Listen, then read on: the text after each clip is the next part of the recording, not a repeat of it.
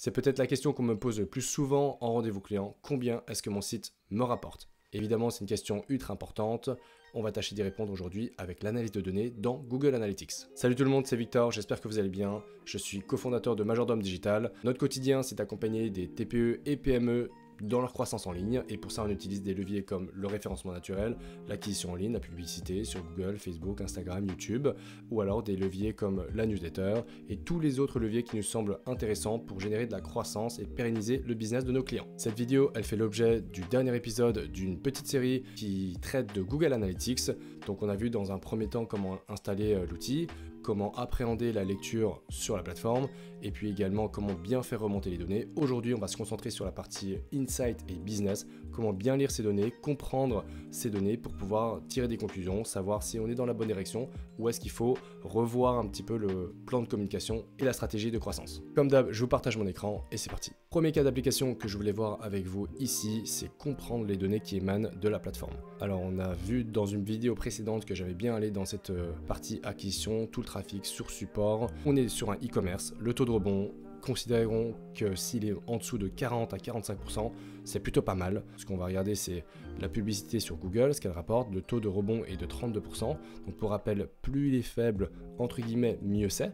Mieux c'est parce que ça veut dire que les personnes ont au moins effectué une action sur votre site internet, qui pourrait être par exemple le clic. Le nombre de pages par session, c'est un indicateur à surveiller. On va regarder si par exemple la publicité provenance de Google est supérieure ou non à la moyenne du nombre de pages par session sur le site. À noter que quasiment 4,96 ou 5, c'est quand même pas mal, c'est-à-dire que les personnes aiment, ou qu'en tout cas les personnes explorent davantage le site internet. On peut aller regarder par exemple sur Facebook CPC, donc Facebook en termes de pub, ça génère 3, on va dire quasiment 4 pages par session. Franchement, c'est pas mal. Quelqu'un qui explore environ 4 pages, c'est qu'il y a un bon intérêt, c'est qu'on a pu le séduire un petit peu, qui veut en général en savoir plus, qu'il a potentiellement cliqué sur un produit, consulter les tailles. On peut estimer qu'il a été également exposé aux éléments de réassurance et aux offres en cours. La durée moyenne des sessions, au-delà, on va dire de 1 minute 15, 1 minute 30, c'est vraiment pas mal. Ici, on voit que c'est un tout petit peu en dessous sur Facebook, c'est pas trop dérangeant non plus. Et sur Google, bon bah là, c'est beaucoup plus qualifié, on est quasiment à 2 minutes 45 et qui est également au-dessus de la moyenne du site. Donc ça me permet d'estimer que l'audience qu'on a fait venir depuis la publicité sur Google est plutôt qualifiée. Ça se voit également ici, hein, c'est qu'en termes de nombre de transactions globales sur le site, ça représente quasiment 40%. Donc c'est un beau pourcentage. Et en termes de revenus, ça se sent également, hein, c'est à peu près pareil, hein, c'est 40% de la totalité du revenu qui a été effectué. Le trafic direct, on en a déjà parlé, ce sont des gens qui nous connaissent déjà, donc qui ont une intention et qui ont tapé directement le nom de notre site internet.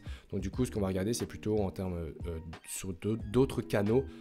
L'email par exemple, on voit que là l'email arrive à séduire pas mal, donc peut-être première chose que je ferais moi, c'est regrouper les canaux, parce que comme on l'a vu dans la vidéo d'avant, il y a Facebook CPC, Facebook Ads, Social Ads, enfin c'est pas très clean entre guillemets comme structure, et donc on a du mal un petit peu à lire vraiment la donnée. Donc plutôt regrouper les canaux, savoir concrètement combien la pub Facebook nous rapporte en termes d'utilisateurs, de temps passé, de transactions et de revenus. Et dans un second temps, moi je me pencherai plutôt sur l'emailing, parce que ça a l'air de pas mal cartonner. Là on a que ce soit sur les ventes presse, les soldes d'hiver ou les autres soldes, ça rapporte pas mal de revenus. Donc j'essaierai de voir dans quelle mesure est-ce qu'on peut pousser un petit peu cet emailing. En tout cas, on peut voir que certains emails, et c'est là l'importance d'analyser un petit peu ces données, d'un email à l'autre, on a un taux de rebond de 70 ou de 44%. Évidemment, on aura un plus faible taux de rebond pour quelqu'un qui provient d'un email de solde, parce qu'on veut aller explorer, on veut aller,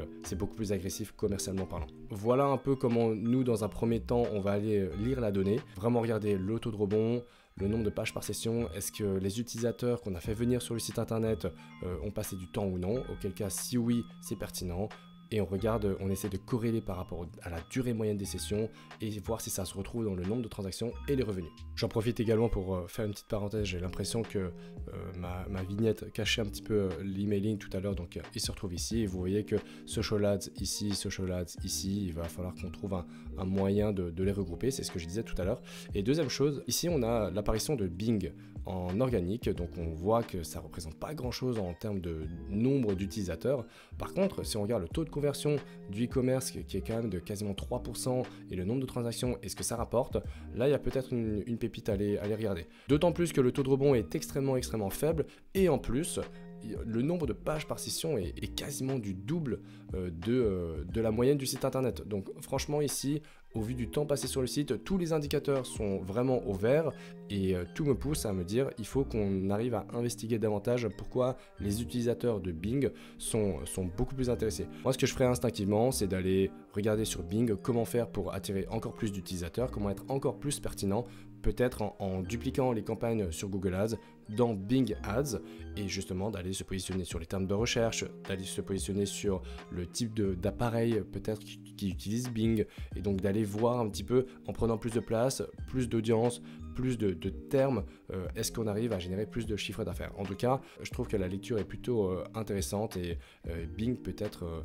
que c'est un acteur qu'on n'a pas trop souvent l'habitude de voir venir. Allez, deuxième cas d'application, sur un client qu'on a accompagné lors d'un lancement monde sur un produit et le site internet venait de voir le jour et donc du coup on a proposé un accompagnement notamment sur la pub pour aller soutenir ce lancement. L'objectif de vente était de 30 ventes par jour, donc 900 par mois, et donc là on fait un bilan au bout de 2 mois. Donc on est censé avoir été plutôt proche de l'objectif de 900 x 2, donc 1800 ventes de produits dans le monde. Ici, vous avez, comme moi, la vision sur Google Analytics, donc on est à 350 ventes en 2 mois. Alors, première chose à savoir, c'est que lors d'un lancement, la vente ne peut pas être un objectif absolu, c'est plutôt une finalité. C'est donc sur les 2 premiers mois, en général, on essaie d'aller voir si les symboles, le process, tout est à peu près au vert. Donc, notamment, la première chose qu'on va regarder, c'est le taux de rebond. Est-ce que les gens explorent davantage le site? Est-ce qu'ils arrivent sur le site et ils repartent tout de suite? Là, on va regarder le nombre de pages par session. Est-ce que celui-ci est amené à évoluer sur les 3, 4, 5 prochains mois, passer de 2 pages, 2,5 à peut-être 4, 5 ou 6. La durée moyenne des sessions, idem. Est-ce qu'on arrive à dépasser la minute 30, les 2 minutes d'exploration? Et surtout ici, comme on a soutenu avec un lancement de publicité à la fois sur Facebook et sur Google, on voit que quasiment 80% du trafic provient de ces canaux payants et donc on va aller comparer ces stats, ces métriques par rapport à la moyenne du site. Évidemment, elles sont plus ou moins proches parce que 80% des utilisateurs proviennent de ces canaux, donc la moyenne est largement tirée vers ces canaux. Toujours est-il que 71-60% c'est plutôt élevé en taux de rebond. L'objectif serait de comment essayer d'arriver à le baisser un petit peu, même si, encore une fois, baisser le taux de rebond c'est pas une fin en soi, vu que la finalité c'est quand même d'avoir des ajouts au panier et de générer de la vente, mais peut-être que baisser ce taux de rebond et inciter les gens à explorer, c'est une manière de les entraîner un petit peu plus dans cet entonnoir de conversion. Idem pour le nombre de pages par session. 2 pages c'est un petit peu léger on va dire, c'est-à-dire qu'ils ont cliqué une fois ou 2 maximum, on les a pas forcément incités à s'inscrire à la newsletter, à rentrer une adresse mail pour obtenir un code promo, pour aller peut-être un aperçu rapide sur une fiche produit ou ajouter au panier, insérer ses coordonnées de paiement. Donc c'est toutes ces choses-là qu'on va essayer de prendre en compte.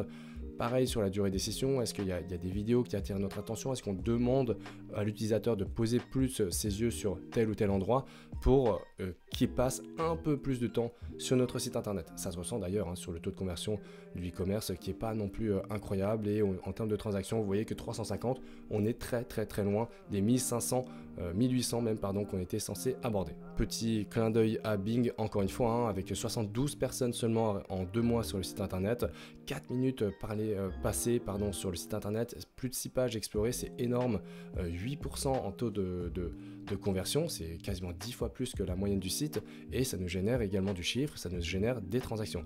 Donc encore une fois, bien aller regarder les métriques qui sont un petit peu, qui nous semblent bizarres, un peu originales et aller voir comment est-ce qu'on peut implémenter ça dans une approche un peu plus cadrée. Je vais vous parler maintenant de qu'est-ce qu'on a fait pour essayer de se rapprocher au plus possible de l'objectif parce que là clairement 350 versus 1800 on est très loin de l'objectif demandé. Ce qu'on a fait c'est qu'on est plutôt passé dans la partie conversion, e-commerce et comportement d'achat et si on allait regarder le comportement d'achat, encore à garder en tête qu'on est sur le lancement d'un site internet, c'est pas définitif. Mais on a beaucoup été challengé par rapport à la pertinence des publicités, des audiences, de tout ça. Évidemment, comme c'était un lancement, on n'avait pas forcément de métriques sur lesquelles se comparer. Et donc du coup, on allait regarder le comportement des utilisateurs sur le site internet. On voit qu'il y a pas mal de sessions d'utilisateurs qui sont venus au cours des 2 derniers mois. On voit qu'il y a quasiment 60% des utilisateurs qui vont consulter des produits une page produit, donc ça me démontre quand même un certain intérêt, même si ça pourrait être un petit peu amélioré. Et ensuite, il y a 1900 ajouts au panier. Et en fait, c'est là que c'est intéressant, c'est que 1900 ajouts au panier pour seulement 349, 350 sessions avec transactions. Et donc du coup, là, il y a une énorme chute d'intérêt. Donc ça veut dire qu'on va devoir travailler différemment. Donc d'une question sur est-ce que mes ads performent bien, on va basculer sur comment faire en sorte que mon site internet convertissent mieux. Et donc à ce moment-là, ça change tout le prisme. C'est-à-dire que en termes de publicité, ça veut dire quoi? Ça veut dire qu'on va devoir proposer des choses pour que dès l'exposition à la pub sur Facebook ou sur Google, on ait envie d'ajouter quelque chose au panier, on ait envie d'acheter directement le produit. Donc ça peut être, on a testé pas mal de choses, ça peut être des nouvelles cibles, des nouvelles audiences, des nouveaux pays. Ça peut être améliorer la valorisation du produit, l'envie de consulter les produits, mettre des visuels adéquats, mettre un peu plus d'humain, mettre des visuels en contexte, plus travailler, de la vidéo, la proposition de valeur, pourquoi est-ce que ce produit, il me le faut absolument. Ensuite, comment démontrer le besoin d'ajouter au panier? Eh bien, par exemple, offrir à quelqu'un, se l'offrir à soi-même, mettre en évidence cette notion de cadeau peut-être qu'on pourrait se faire. Ajouter également des informations sur l'achat, sur la livraison, des éléments de rassurance. On a remarqué également qu'au moment du paiement, il n'y avait pas forcément de paiement en plusieurs fois, donc ça c'est aussi une bonne pratique à mettre en place. Il n'y avait pas forcément les éléments de rassurance sur le panier, donc les icônes classiques. Pas d'informations sur la livraison, les retours gratuits. Et donc en fait, il manquait toutes ces choses qui font que les utilisateurs ayant l'habitude d'aller regarder, d'aller flâner un peu sur Internet, qui ne retrouvaient pas là-dessus, on a remarqué que c'était un manque à gagner, on l'a implémenté, et donc du coup sur les mois qui ont suivi, on a davantage travaillé, 1, les visuels des créas avant que les gens arrivent sur le site internet, 2, les éléments de réassurance sur le site internet, et 3, la fluidité du passage à l'acte, à l'action, à l'achat sur le site internet, avec notamment des relances de panier abandonnés, des paiements plusieurs fois, également mettre en avant les offres promotionnelles qu'il y avait lorsqu'il y en avait. Je trouve que cet exemple il est assez poignant dans l'analyse de la donnée aujourd'hui et du rôle du marketeur, qui est de ne pas forcément prendre les chiffres pour acquis et de se dire bon bah voilà ça ne fonctionne pas du tout, mais plutôt aller se creuser davantage la tête pour trouver des solutions, pour se rapprocher au maximum de son objectif et d'aller comprendre en fait pourquoi est-ce que ça bloque, quel est le goulot d'étranglement qui fait que c'est beaucoup moins fluide que ça ne devrait l'être. Et enfin, troisième cas d'application, je vais vous parler de canaux. Donc quel est le pourcentage de gens qui viennent via la newsletter et quel est le pourcentage généré en chiffre d'affaires par les newsletters. Donc 2 exemples. 1, on a accompagné une cliente qui ne faisait pas de relance de panier abandonné, et là je souhaite vous montrer un petit peu donc là on va aller dans email, je pense que vous allez pouvoir arriver à voir. Donc vous voyez ici on a pris des dates assez simples, hein. On compare de janvier à février, 2 mois, et par rapport à la période précédente, donc du dernier quarter, donc plutôt Noël et Black Friday. Et en fait, on a remarqué qu'elle ne faisait pas du tout d'emailing. En novembre-décembre, là, on a 500 emails à peu près, qui rapportent à peu près 700 €. Et en fait, on a mis en place beaucoup de relances de panier abandonné à partir de janvier. Et donc, on voit que la provenance des utilisateurs via email augmente, mais surtout le taux de conversion a énormément augmenté, le nombre de transactions également, et puis là, ça fait quasiment x10 en termes de revenus par rapport à ce qu'il y avait avant. Donc, premier hack déjà, regardez bien les canaux. Si vous voyez que l'emailing vous produit un petit peu de revenus, posez-vous les questions, est-ce que la base de relance de panier abandonné y est? Et sinon, mettez-la en place pour générer davantage de revenus. Et la deuxième chose que je voulais vous montrer, c'est également, en dehors des relances de panier abandonné, ce qu'on pourrait faire, ça va être vraiment de faire ce qu'on appelle de la lead gen, de la génération de prospects, donc récolter des emails via la publicité sur Facebook en amont d'un event, d'une action commerciale. Donc ici, encore une fois, on va se comparer ici le mois de novembre à la période précédente. On a anticipé l'arrivée de Black Friday et de Noël. Et donc pendant toute une période en octobre, on essaie de récolter des adresses mail pendant une période creuse. Et on voit que les résultats sont assez probants. Là où en octobre, il n'y avait que 268 utilisateurs qui provenaient des emails envoyés, on en a quasiment 1350. Donc plus de 400% de hausse environ. Et ça se voit également dans les revenus. Donc là, on a fait plus de 1000% de revenus supplémentaires, 3000 euros et plus 3000 euros générés par rapport à 250 générés sur la période d'avant. Donc simplement ce qu'on a fait, c'est on a identifié l'email comme étant un canal assez intéressant. On a pendant une période creuse sans fait anticipé le fait de récolter ces adresses mail, et donc on a simplement envoyé une publicité de génération de leads sur Facebook, Instagram. Les gens swipaient, il y avait déjà leur adresse, nom, prénom de renseigner, et donc du coup on a pu les recibler de manière assez simple avec le logiciel d'emailing en proposant des offres promo, Black Friday, Noël, et derrière s'ensuit à la fois solde de janvier, Saint-Valentin, etc., etc. Voilà pour ces 3 cas d'application. J'espère que c'était pas trop long et pas trop technique. C'est un sujet qui revient constamment sur le tas, de savoir combien est-ce que mes actions me rapportent. Ce qu'on veut, c'est toujours du résultat. Donc j'espère qu'avec ces 3 scénarios, vous avez pu voir un petit peu l'importance de l'analyse de données via Google Analytics et de trouver des insights et une rationnelle derrière les chiffres, et pas juste se dire bon bah voilà, les chiffres sont pas très bons, alors qu'en réalité, il y a une implémentation simple, une mise à jour simple en termes de stratégie qu'on pourrait mettre en place pour que ça roule un petit peu plus. Je m'arrête ici pour cette vidéo. Si vous voulez prolonger la conversation, mettez-moi un commentaire du coup, écrivez-moi, répondez au mail de la zone si vous l'avez reçu dans votre newsletter, et si vous avez envie qu'on s'appelle pour un petit audit, qu'on regarde un petit peu vos performances et comprendre un peu plus vos données, n'hésitez pas, pareil, un petit lien en description pour prendre contact avec quelqu'un de l'équipe pour qu'on réalise un audit pour vous, ce sera avec grand plaisir. Allez, merci beaucoup, à la semaine prochaine, ciao.